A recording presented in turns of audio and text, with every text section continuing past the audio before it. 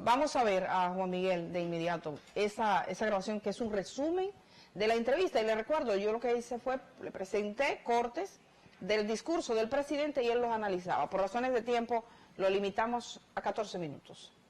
De que iniciamos nuestro segundo periodo de gobierno y a pesar de que nunca hablé de este tema ni mostré ninguna intención de volver a ser candidato a la presidencia, se pusieron en marcha diferentes campañas de desinformación y descrédito en torno a la posibilidad de que optara a un periodo más de gobierno. Estas campañas tenían como único objetivo minar el amplio apoyo popular con que cuenta nuestra gestión y evitar cualquier competencia para el proyecto político que intentaba de imponer un sector minoritario del Partido de la Liberación Dominicana.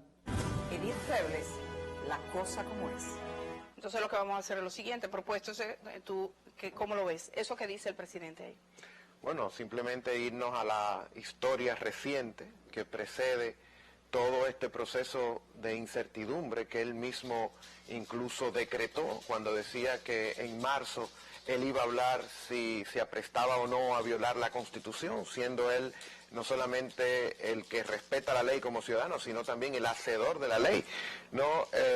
Porque tiene su Congreso, entre comillas, porque además es el que está supuesto a hacer respetar las leyes de nuestro país, y él generó todo un proceso de desconocimiento precisamente de lo que está escrito. O sea, ¿para qué esperar hasta marzo? Él se contradice de una manera flagrante cuando nos dice a nosotros nuevamente, mintiendo, de que esto vino de fuentes externas a su propio movimiento, cuando fueron precisamente portavoces, incluyendo ministros, ¿no?, de su gabinete gubernamental, que eran los que proclamaba la idea de que tenía que ir, de que 4 años más, incluso en eventos oficiales, y todo eso lo permitía, tenía una cierta indulgencia bastante flexible hacia ese tipo de expresiones que cuando lo dicen funcionarios de tan alto nivel, pues sencillamente uno sabe que tiene un cierto respaldo, por lo menos no hubo ninguna censura pública, ¿no?, de parte de él hacia sus propios funcionarios, hacia sus propios voceros,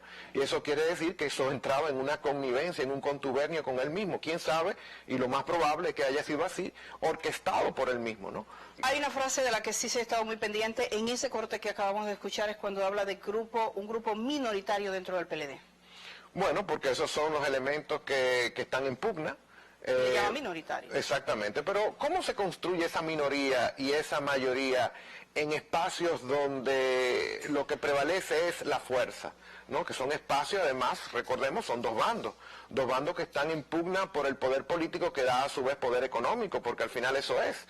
Tú me dirás cuál es la diferencia política, ideológica entre la oposición venezolana y el gobierno venezolano. Son dos regímenes, dos órdenes, dos ideas de sociedad, una socialista y una capitalista, pero por ejemplo en el caso del PLD, entre el Danilo Medina y Leonel Fernández, ¿cuáles son las dos ideas de visión de este país que los diferencian? No, ninguna. Entonces son bandos. O sea, es legítimo decir que son bandos en pugnas por el poder económico que da estar conduciendo la rienda del Estado dominicano. Y cuando se conducen de la manera como se está conduciendo, no nos quedan muchos elementos para estar muy lejos de lo que es la palabra mafia. Entonces son dos bandos mafiosos que están en pugna por el control de esa maquinaria mafiosa a su vez, que es el partido de gobierno. Hoy me dirijo de nuevo a ustedes para garantizarles que seguiré siendo fiel a la confianza que el pueblo ha depositado en mí.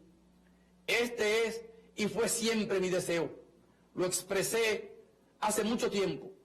Les dije, cuando termine mi labor como presidente, el único capital que quiero conservar es la confianza y el respeto de la gente, y lo reitero hoy. Cuando llegue al término de mi segundo mandato y deje la presidencia de la República, quiero poder salir a la calle, a caminar como un ciudadano más y mirar a las personas a los ojos con la tranquilidad que dan el deber cumplido, la honestidad y la humildad. Edith Febles, la cosa como es. En esta parte de su discurso, el presidente toca las razones que le llevan a dejar de lado la posible pretensión de una reforma constitucional, a desechar esa idea, y habla de principios, habla de normas, habla de compromiso. ¿Qué te pareció? Bueno, habría que ver qué normas, qué principios y qué valores están detrás de sus acciones.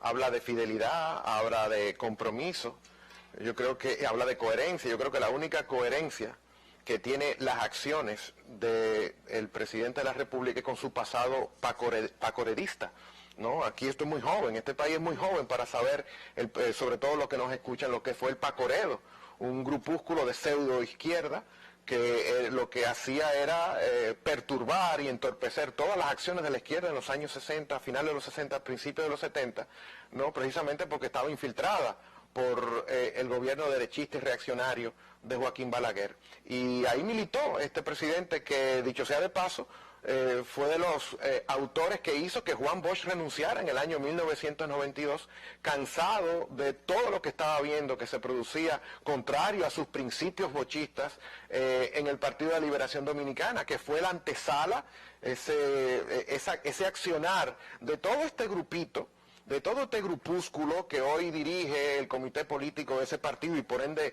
prácticamente la nación y el Estado dominicano, que se lo han adjudicado como si fuera una propiedad, una finca particular. Ese mismo grupo fue que hizo renunciar a Bosch y ese mismo grupo fue que hizo firmar el célebre y funesto pacto patriótico con Joaquín Balaguer, gracias al cual ellos están ahí, so pena de pasarle por encima la tumba de tantos jóvenes dominicanos que murieron aquí en pro de las libertades públicas y de otra república dominicana un poquito más justa, sobre todo para los más humildes. Y esa gran traición, que fue precedida a su vez por la traición de la socialdemocracia dominicana, encarnada en los gobiernos de Guzmán y de Salvador Jorge Blanco, fue la que estableció conexión histórica y nuevamente lo que iba a ser una gran oportunidad, lo que se veía como una esperanza, volvió a ser traicionada por un Leonel Fernández y su séquito, incluyendo a Danilo Medina, que era en funciones primer ministro de entonces, hasta que supuestamente el Estado lo venció y él ahora tomó al Estado como botín para él poder estructurar todos esos elementos. Principios, ¿cuáles son los principios? Son doblegársele a Pompeo, que vino aquí. Principios, ¿cuáles son? Lo de tratar por todas las vías de comprar a los legisladores que finalmente no le dio la cuenta, ¿no? Y entonces ahora me habla de principios. No, Danilo Medina fue derrotado. Fue derrotado porque no encontró el dinero suficiente o la debilidad moral suficiente en sus adversarios para poder comprarlo. Danilo Medina fue derrotado en las calles cuando el sentido común de la sociedad, que tiene un poquito de recursos para poder financiarse, protestar y poder disentir del discurso oficial, pues le dijo que no. Y también porque no tiene una estructura política de base, no en la simpatía de la gente, producto no solamente de este atrevimiento de violar la Constitución, sino también porque su gobierno ha defraudado y decepcionado a los dominicanos en las expectativas de la vida material concreta, en las cuales le ofreció y en las cuales no le ha tenido. ¿Por qué? Porque hay que recordar cuál es el principio. Estamos hablando del jefe de Joao Santana, estamos hablando del jefe de Punta Catalina, estamos hablando del jefe en esta última etapa de Odebrecht en el país. O sea, un presidente que haya estructurado, ¿no? Todo este mecanismo de corrupción como el que está actualmente siendo objeto de crítica a nivel internacional, no puede tener normas, o si la tiene, no son las que él dice que tiene. Juan Miguel Pérez, vamos a continuar con otro corte de ese discurso del presidente de la República. Ahora sí que viene como el futuro con sangre nueva. Veamos. En marzo del año 2018 me reuní con 7 compañeros del PLD que habían mostrado aspiraciones presidenciales, a quienes animé a presentar sus precandidaturas para mostrarle al país que el partido cuenta con rostros nuevos capaces de renovar la actividad política de la República Dominicana.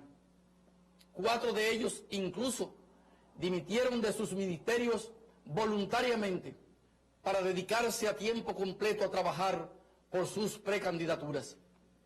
Aún con todos estos anuncios y acciones, la agresividad verbal, lejos de aminorar, se incrementó de una manera despiadada, irrespetuosa y desconsiderada.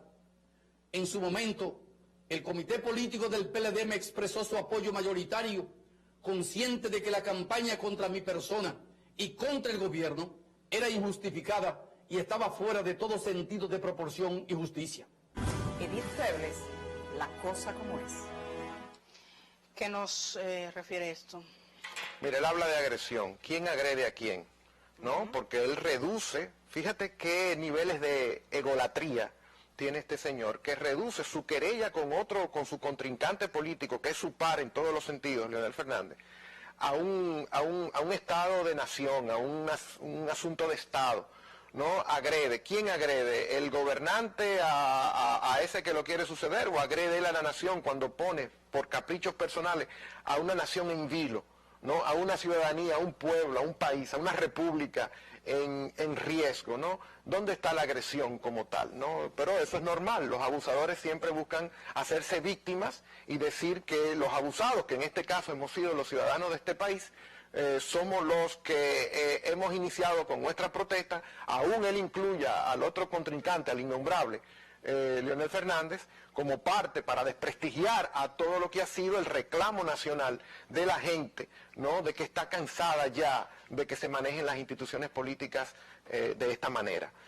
Lo otro es que el presidente de la República establece, fíjate cómo habla del apoyo y el agradecimiento a los compañeros de su órgano de dirección del partido, como si son referencias, e incluso incluye al partido Veleta, Partido Revolucionario Dominicano, y a su líder, el canciller de la República actual, ¿no? Como referencias, cuando él sabe muy bien, porque al final hay una segunda verdad, que él conoce el desprestigio total que tienen estas personas, pero a veces el poder te lleva tan alto a los Olimpos que te hace desconectar con la tierra, ¿no? Y la tierra que está en cada una de las esquinas, en cada uno de los parajes, en cada una de las secciones, en cada lugar de discusión, está sublevado contra el orden imperante actualmente. Y eso es lo lamentable, esa desconexión, y lo decíamos en otras ocasiones, esa desconexión de los dirigentes con los dirigidos, ¿no? Y esa acción que tú decías a propósito de Puerto Rico, que no es verdad que aquí no se protesta. Aquí hay microprotestas todos los días. Lo que pasa es que no ha habido los espacios y estructuras organizadas para que esas protestas desemboquen en lo que en Puerto Rico ha desembocado. ¿Y tú sabes por qué? Porque aquí la gobernabilidad parte, no de la legitimidad que confiere el pueblo a sus gobernantes, no, parte de las cosas más vulgares que pueden haber en una sociedad. Por un lado, el dinero, más cuando se usa dinero público para fines privados, como lo hace este gobernante actual en este país, y segundo, por vía de la fuerza pública. Es decir, aquí la fuerza pública dirigida por la policía política, que es el Departamento Nacional de Investigaciones, que tiene vínculos umbilicales con el poder político a partir de una triada, de una cofradía que está instalada en el poder, para dirigir y controlar cualquier tipo de disidencia que en este país pueda ocurrirse. Aquí el derecho a la protesta está puesto en riesgo, no solamente a través de los mecanismos ordinarios con los que la protesta se ve en la calle, sino también a partir de las intervenciones en los medios de comunicación, a partir del pinchaje de conversaciones telefónicas, en fin, todo un mecanismo puesto al servicio de un gobernante que no quiere irse del poder y que lamentablemente hoy busca reelegirse de otra manera, que ahí viene la segunda reelección. Es decir, el hecho de que se le haya doblado el pulso a este señor porque no consiguió los votos, porque no consiguió todos los mecanismos legales, no hace que por vías extraoficiales él pueda reelegirse. Y eso de sangre nueva es lo que precisamente él llama. Él llama a que supuestamente a través de un refresh, como dirían hoy en día los millennials, pueda él tener una nueva cara que no sea él, pero que siga los mandatos de él. Pero este pueblo está atento a nivel de sus diferentes estructuras, a pesar de la zozobra y de sobrevivencia en que lo ha puesto a estar, pues este pueblo sigue la actualidad política a su forma, a su tiempo, con sus diferentes limitaciones, pero al final la sigue, y te reitero, si hay cierta gobernabilidad de este país es gracias a esos dos factores tan vulgares como nefastos, que es la fuerza pública y el dinero público utilizado de manera ilícita para comprar voluntades. Edith Febles, la cosa como es.